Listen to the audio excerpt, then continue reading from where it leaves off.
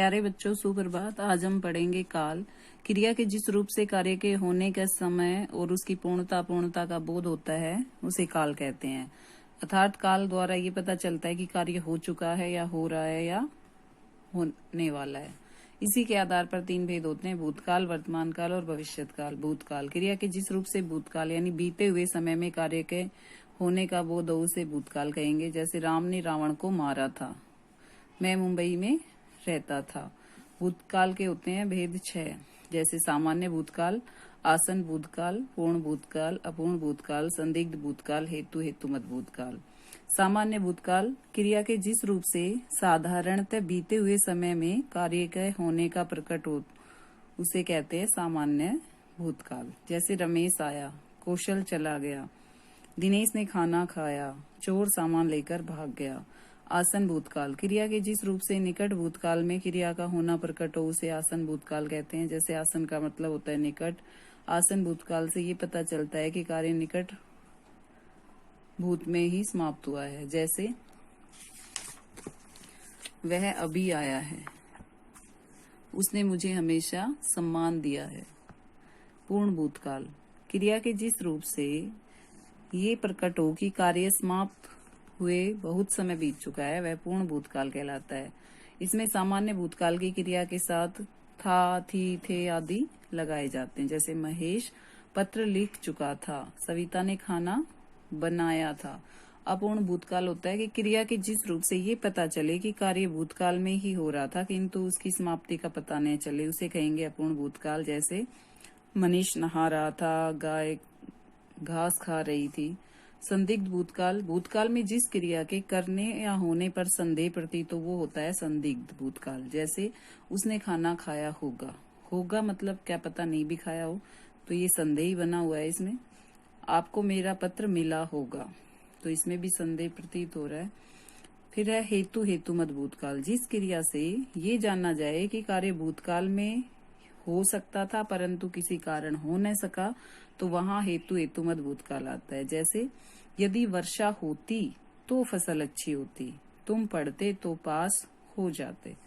फिर आता है वर्तमान काल, क्रिया के जिस रूप से चल रहे समय का बोध उसे वर्तमान काल कहते हैं। जैसे मैं खाना बना रही हूँ, वह पत्र पढ़ रहा है, भावना अखबार पढ़ रही है। अब वर्तमान काल के भेद होते हैं 3: सामान्य वर्तमान काल, अपूर्ण वर्तमान काल और संदिग्ध वर्तमान काल। सामान्य वर्तमान काल में क्या होगा, जिस क्रिया से वर्तमान काल में क्रिया का होना या करना पाया जाता है वो कहलाता है सामान्य वर्तमान काल। जैसे वह खाना खाता है, वह प्रातः टहलता है। अपूर्ण वर्तमान काल क्रिया के जिस रूप से ये पता चले कि कार्य वर्तमान काल में शुरू हो गया, अभी चल रहा है, उसे अपूर्ण वर्तमान काल कहते हैं। जैसे वह रो रहा है, मेरा भाई आ रहा है। संदिग्ध वर्तमान काल क्रिया के जिस रूप से वर्तमान काल में क्रिया के होने में संदेह प्रकट हो उसे संदिग्ध वर्तमान काल कहते हैं। जैसे राधा इस समय आती होगी, माताजी मंदिर पहुंच गई होगी। फिर है भविष्यत काल, क्रिया के जिस रूप से भविष्य यानी आने वाले समय में क्रिया का होने का बोध हो उसे भविष्यत काल कहेंगे। जैसे रवि स्कूल जाएगा, यदि वर्षा होगी तो फसल अच्छी होगी। भविष्यत काल के 3 भेद होते हैं: सामान्य भविष्यत काल, संभाव्य भविष्यत काल और हेतुमत भविष्यत काल। सामान्य भविष्यत काल क्या होगा, क्रिया के जिस रूप से सामान्य भविष्य काल यानी आने वाले काल में कार्य के होने का बोध हो उसे कहेंगे सामान्य भविष्यत काल। जैसे वह मुझसे अवश्य मिलेगा, यह काम हो जाएगा। संभाव्य भविष्यत काल जिससे भविष्य में कार्य के होने की संभावना का अनिश्चित भाव प्रकट हो उसे संभाव्य, अनिश्चित मतलब संभव ना हो तो वो संभाव्य भविष्यत काल होता है। जैसे संभवतः आज वर्षा हो, मैं चाहता हूँ कि कोई मेरा दुख बांटे, शायद मैं परीक्षा में पास हो जाऊं। हेतु मद भविष्यत काल, जहाँ कार्य का होना दूसरे कार्य के होने पर निर्भर हो वहाँ हेतुमद भविष्यत काल होता है। जैसे कमल जाएगा तो माधव आएगा, तुम आओगे तो मैं भी साथ चलूंगा, माँ खाना बनाएगी तब मैं खाऊंगा। अब है इसके कुछ महत्वपूर्ण बिंदु। क्रिया वे विकारी शब्द होते हैं जिनसे किसी कार्य का करना या होना बताया जाता है। क्रिया भाव प्रधान होती है। जिस मूल शब्द से क्रिया बनती उसे धातु कहते हैं। धातु के 2 भेद होते हैं, मूल धातु और यौगिक धातु। मूल धातु स्वतंत्र होती है, ये किसी दूसरे शब्द पर आश्रित नहीं होती।